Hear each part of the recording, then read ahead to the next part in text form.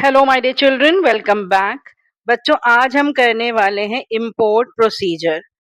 Last video lecture में हमने export procedure किया था। अगर आपने एक्सपोर्ट प्रोसीजर वाला वीडियो नहीं देखा तो प्लीज उसे भी देख लीजिए, क्योंकि इंपोर्ट और एक्सपोर्ट प्रोसीजर कॉरस्पॉन्डिंगली समझने बहुत आसान होते हैं। तो एक्सपोर्ट प्रोसीजर को भी हमने स्टेजेस में डिवाइड करके अंडरस्टैंड और लर्न करा था, और आज इसी तरह से हम इंपोर्ट प्रोसीजर को भी 3 स्टेजेस में डिवाइड करके अंडरस्टैंड करेंगे और लर्न करेंगे। इंपोर्ट प्रोसीजर में टोटल 10 स्टेप्स हैं। इन 10 स्टेप्स को हम 3 स्टेजेस में डिवाइड करेंगे। जो एक्सपोर्ट प्रोसीजर करा था हमने लास्ट टाइम, उसमें टोटल 17 स्टेप्स थे, और उन 17 स्टेप्स को मैंने 4 स्टेजेस में डिवाइड किया था।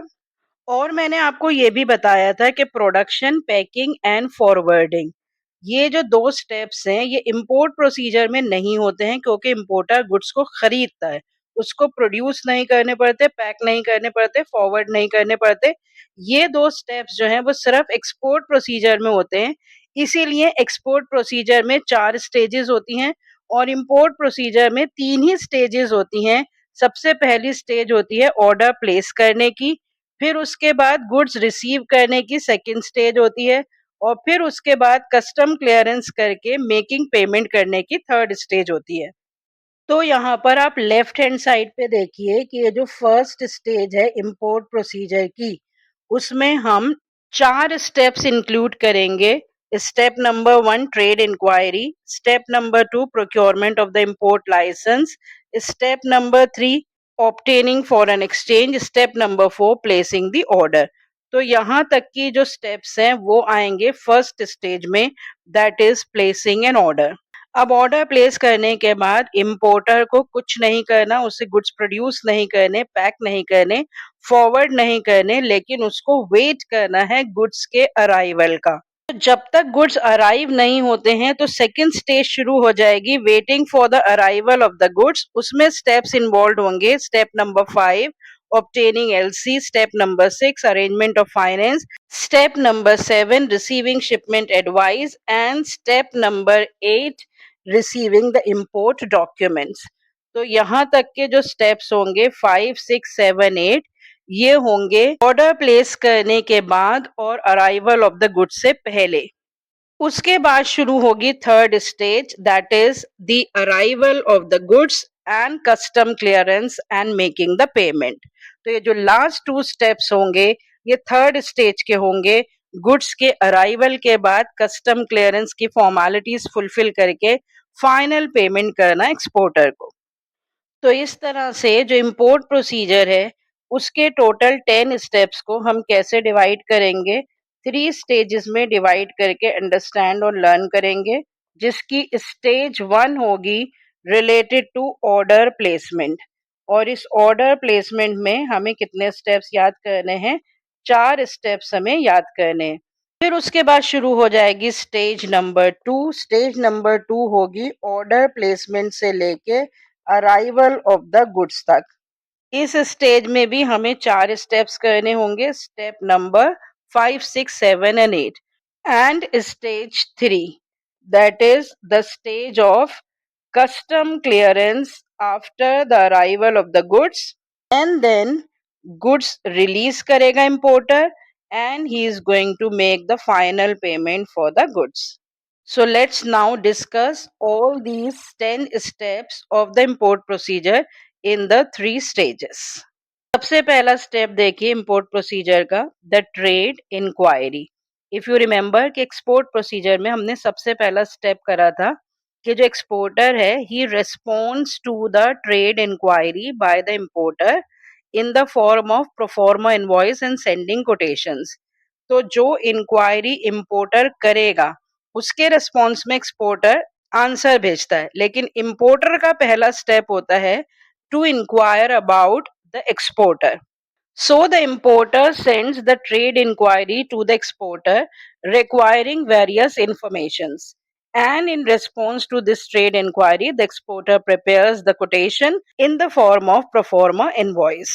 तो पहला स्टेप आपको दोनों प्रोसीजर का याद रखना होगा कि एक्सपोर्ट प्रोसीजर का पहला स्टेप होता है to send the reply to the inquiry. और इंपोर्ट प्रोसीजर का पहला स्टेप होता है to conduct the inquiry from the exporter. और इस इंक्वायरी में इंपोर्टर बहुत सारी तरह की इंफॉर्मेशन जो है वो एक्सपोर्टर से मांगता है कि एक्सपोर्टर किस तरह की क्वालिटी के गुड सप्लाई कर सकता है, कब सप्लाई कर सकता है, किस तरह से कौन से मोड ऑफ ट्रांसपोर्ट से वो गुड सप्लाई करेगा, और भी जो भी प्राइस कोटेशंस या अदर इंफॉर्मेशन उसे चाहिए होती हैं, सारी इंफॉर्मेशन वो डिमांड करता है फ्रॉम दी एक्सपोर्टर। अब जब तक एक्सपोर्टर उस इंक्वायरी का रिप्लाई करेगा, उस बीच में ही इंपोर्टर क्या अरेंजमेंट करेगा, उसको इंपोर्ट करने के लिए सबसे ज्यादा इंपॉर्टेंट डॉक्यूमेंट जो चाहिए वो है इंपोर्ट लाइसेंस। तो जो एक्सपोर्टर है वो इंडेंट रिसीव करने के बाद एक्सपोर्ट लाइसेंस अरेंज करता है, लेकिन जो इंपोर्टर है वो ऑर्डर प्लेस करने से पहले इंपोर्ट लाइसेंस अरेंज करेगा। तो सेकंड स्टेप होगा फर्स्ट स्टेज का, procurement of the import license. It is mandatory for every importer to get registered with the Directorate General of Foreign Trade or Regional Import Export Licensing Authority and obtain the Import Export Code number. This number is required to be mentioned on most of the import documents. तो import license के लिए जो formalities हमने exporter के case में की थी, वही सारी formalities इंपोर्टर को भी फुलफिल करनी पड़ेंगी। इंपोर्ट लाइसेंस लेना पड़ेगा, रजिस्टर कराना पड़ेगा अपने आप को to a particular agency that is called the directorate general of foreign trade, और एक्सपोर्ट इंपोर्ट लाइसेंसिंग अथॉरिटी में भी अपने आप का रजिस्ट्रेशन कराना पड़ेगा, और एक कोड नंबर ऑब्टेन करना पड़ेगा जिसको कहते हैं IEC import export code number. ये सारी फॉर्मेलिटीज फुलफिल करनी पड़ेंगी और इन फॉर्मेलिटीज को फुलफिल करके इंपोर्टर को मिल जाएगा इंपोर्ट लाइसेंस। अभी भी इंपोर्टर जो है वो ऑर्डर प्लेस नहीं कर सकता है, क्योंकि इंपोर्ट लाइसेंस ऑब्टेन करने के बाद अब इंपोर्टर को चाहिए फॉरेन एक्सचेंज, क्योंकि सारी पेमेंट जो है वो इंपोर्ट एक्सपोर्ट प्रोसीजर में फॉरेन करेंसी में होती है। So the payment for the import transactions has to be made in the foreign currency, and therefore the intending importer मतलब जिसे इंपोर्ट करना है, he makes an application to the RBI in the prescribed form through his authorized bank. तो वो RBI को एक application submit करेगा अपने बैंक के थ्रू, जिस एप्लीकेशन में वो फॉरेन करेंसी की रिक्वेस्ट करेगा। तो अब इंपोर्टर के पास डॉक्यूमेंट भी है that is the import licence, और उसके पास फॉरेन एक्सचेंज भी है in order to make the payment for the import. So now he can place the indent. So the fourth step in the stage 1 that he is going to place the indent. After obtaining import license, the importer places an import order or the indent. Indent के बारे में हम already पढ़ चुके हैं. It is a document that contains all the instructions about the quantity, quality, price of the goods, the mode of shipment, the mode of payment, etc. तो ये सारी डिटेल्स के साथ अब इंपोर्टर ऑर्डर प्लेस करेगा, और इन 4 स्टेप्स के बाद हमारी पहली स्टेज जो है इंपोर्ट प्रोसीजर की ओवर हो गई। तो स्टेज है ऑर्डर प्लेसमेंट तक, जिसमें सबसे पहले इंपोर्टर इंक्वायरी कंडक्ट करेगा, इंपोर्ट लाइसेंस ऑब्टेन करेगा, फॉरेन एक्सचेंज ऑब्टेन करेगा और फिर ऑर्डर प्लेस करेगा। अब इंपोर्टर जो है उसको वेट करना होगा टू रिसीव द गुड्स, लेकिन इन बिटवीन भी सेकेंड स्टेज में उसको कुछ फॉर्मेलिटीज फुलफिल करनी होंगी, that is the stage of after placing the order and arrival of the goods तक। वो स्टेप्स क्या हैं? सबसे पहला स्टेप इस स्टेज में होगा obtaining letter of credit. Export procedure में हमने देखा था कि ऑर्डर रिसीव करने के बाद एक्सपोर्टर इमीडिएटली प्रोडक्शन स्टार्ट नहीं करता है, क्योंकि उसको इंपोर्टर की क्रेडिट वर्दीनेस का पता लगाना होता है कि क्या इंपोर्टर उसके गुड्स जो एक्सपोर्ट कर रहा है उसकी आसानी से पेमेंट या टाइमली पेमेंट कर पाएगा या नहीं। तो एक्सपोर्टर डिमांड करता है लेटर ऑफ क्रेडिट, और उस लेटर ऑफ क्रेडिट को इंपोर्टर ऑब्टेन करता है अपने बैंक से। Importer request his bank to honour the payment up to a certain amount of the export bill and forward it to the overseas supplier. तो इसका एक पूरा प्रोसीजर होता है जो मैंने आपको बताया था कि एक्सपोर्टर डिमांड करता है letter of credit from the importer, और ये जो लेटर ऑफ क्रेडिट है ये डायरेक्टली एक्सचेंज नहीं होता है इंपोर्टर और एक्सपोर्टर के बीच में, इंपोर्टर पहले अपने बैंक से रिक्वेस्ट करता है कि वो ये गारंटी इशू करे कि जो भी एक्सपोर्टर बिल ड्रॉ करेगा उसको इंपोर्टर का बैंक ऑनर करेगा। उसकी रिक्वेस्ट पे इंपोर्टर का बैंक जो है वो एलसी इशू करता है, that is letter of credit.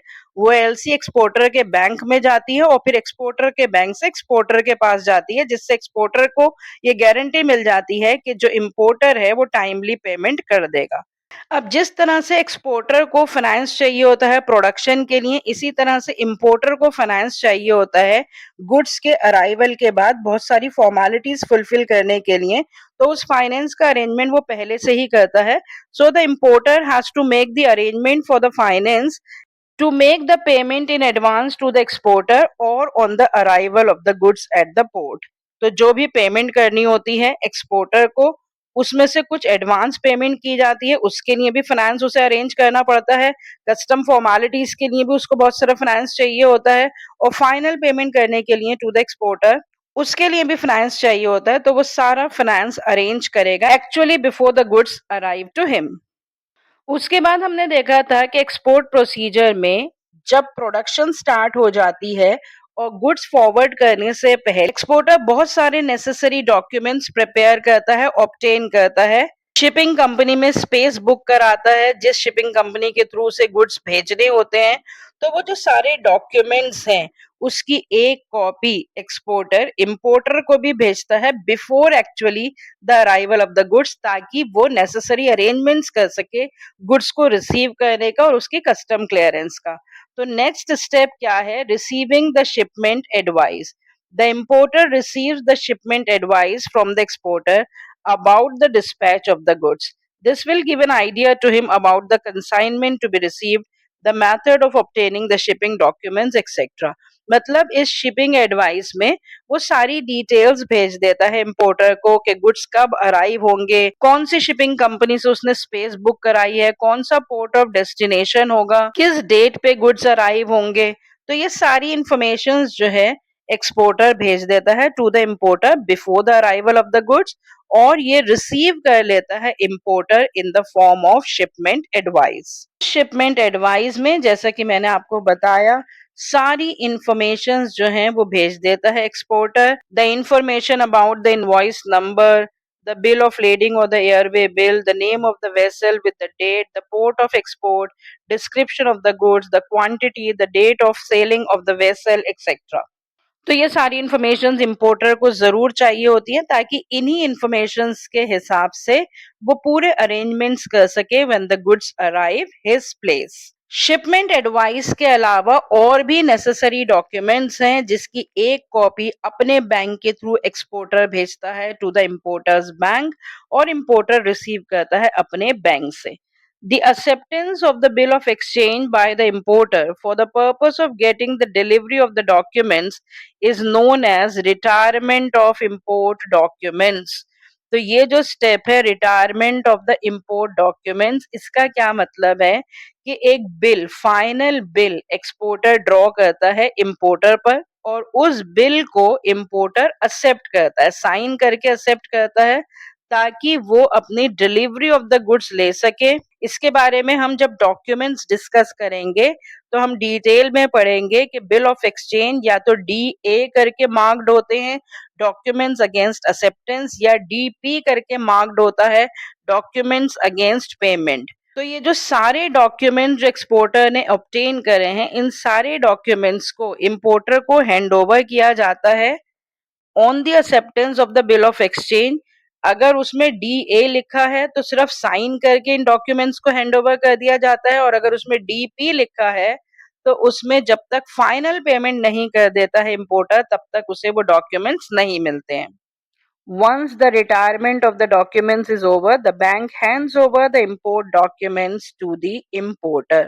तो जो सारे डॉक्यूमेंट्स एक्सपोर्टर ने भेजे थ्रू हिज बैंक, वो सारे डॉक्यूमेंट्स इंपोर्टर का बैंक इंपोर्टर को डिलीवर करता है।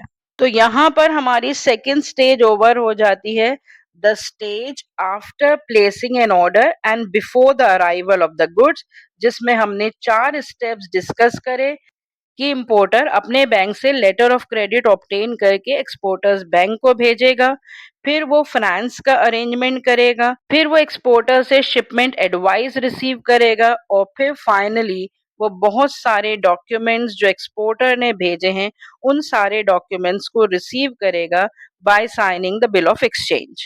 नाउ थर्ड स्टेज शुरू हो जाती है, the stage of arrival of the goods and the custom clearance by the importer. Arrival of the goods में इंपोर्टर क्या करेगा? The exporter supplies the goods through the sea or the air as per the agreed terms of the contract. The in charge of the carrier of the ship or the airway sends import general manifest to the officer in charge at the port or at the airport, informing the arrival of the goods in the importing country. He provides the document called import general manifest. तो जो in charge होगा या तो ship का in charge होगा या aircraft का in charge होगा, वो इन्फॉर्म करेगा to the importer about the arrival of the goods. और किस डॉक्यूमेंट के थ्रू इन्फॉर्म करेगा? Import general manifest. Import General Manifest is a document that contains the details of the imported goods. It is a document on the basis of which the uploading of the cargo takes place. मतलब airport से या shipyard से अपने goods को receive करने से पहले, goods को अपलोड करने से पहले जो एक डॉक्यूमेंट इंपोर्टर को रिसीव करना है from the incharge of the ship, that document is called the import general manifest. उसके बाद इंपोर्टर कस्टम क्लियरेंस करेगा और अपने गुड्स को रिलीज कराएगा।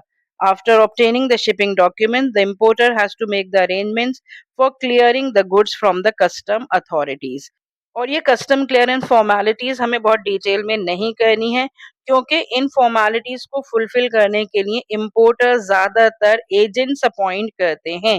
The work of getting the goods cleared from the port may be done by the importer himself, वो खुद भी कर सकता है, and that work may be entrusted to the specialised agent called the clearing agent. तो आपको उन custom formalities के बारे में डिटेल में नहीं याद करना है, बस आपको ये याद रखना है कि जब गुड्स अराइव हो जाते हैं और इंपोर्टर को इंपोर्ट जनरल मैनिफेस्ट मिल जाता है, तो उस डॉक्यूमेंट की बेसिस पे वो अपने गुड्स को अपलोड करवा सकता है अपनी कार्गो में, अपने जो भी ट्रक्स हैं या जो भी उसने पर्टिकुलर अरेंजमेंट्स करे हैं ट्रांसपोर्ट से रिलेटेड। लेकिन वो कब करवा सकता है अपलोड? जब वो सारी कस्टम फॉर्मेलिटीज को फुलफिल कर देगा अपनी कंट्री में, और वो कस्टम फॉर्मेलिटीज या तो खुद फुलफिल करेगा या फिर वो क्लियरिंग एंड फॉरवर्डिंग एजेंट्स के थ्रू फुलफिल करेगा। उन सारी फॉर्मेलिटीज को फुलफिल करके वो रिलीज ले लेता है अपने गुड्स की, and then the goods are finally imported. कुछ एडवांस पेमेंट हो चुकी होती है या सारी ही कभी कभी एडवांस पेमेंट हो चुकी होती है, और अगर कुछ पेमेंट बची होती है तो फाइनल पेमेंट जो है वो इंपोर्टर करेगा after the release of the goods. लेकिन ज्यादातर जो पेमेंट है या तो एडवांस में हो जाती है या जब बिल ऑफ एक्सचेंज एक्सेप्ट किया जाता है उस टाइम पेमेंट कर दी जाती है। इसीलिए रिलीज ऑफ द गुड्स के बाद पेमेंट जो है वो रेयर केसेस में होती है, जहां बहुत ज्यादा पहले से इंपोर्ट एक्सपोर्ट प्रोसीजर उन दो पार्टीज के बीच में हो रहा है, अदरवाइज पेमेंट एडवांस में ही हो जाती है। तो इसीलिए थर्ड स्टेज में जो रिलीज ऑफ द गुड्स और कस्टम क्लियरेंस की स्टेज है, उसमें दो ही स्टेप्स आपको याद रखने हैं, arrival of the goods on receiving the import general manifest and then the custom clearance and the release of the goods. तो बहुत ही सिंपल और छोटा सा इंपोर्ट प्रोसीजर है जिसमें 10 स्टेप्स हैं। पहले 4 स्टेप्स हैं ऑर्डर प्लेस करने से रिलेटेड, नेक्स्ट 4 स्टेप्स हैं अराइवल ऑफ द गुड्स से पहले, एंड लास्ट 2 स्टेप्स हैं arrival of the goods, custom formalities and taking the possession of the goods से रिलेटेड। तो ये दोनों प्रोसीजर्स हमने कर लिए हैं, import procedure as well as the export procedure. इन दोनों प्रोसीजर से रिलेटेड जो भी डॉक्यूमेंट्स हमने बीच बीच में डिस्कस करे हैं उन्हें थोड़ा डिटेल में पढ़ेंगे। So see you next time with the discussion of these documents. और अगर आपने अभी तक previous video lectures international trade से रिलेटेड नहीं देखे हैं तो उन्हें भी देख लीजिए, ताकि ये सारे टॉपिक्स इंटरकनेक्टेडली आपको बहुत अच्छे से समझ में आ जाएं, और प्लीज इसे मैक्सिमम लाइक एंड शेयर भी करिए। So see you next time with the discussion of these documents that are involved in the import and the export procedure. Till then, goodbye, stay healthy and connected.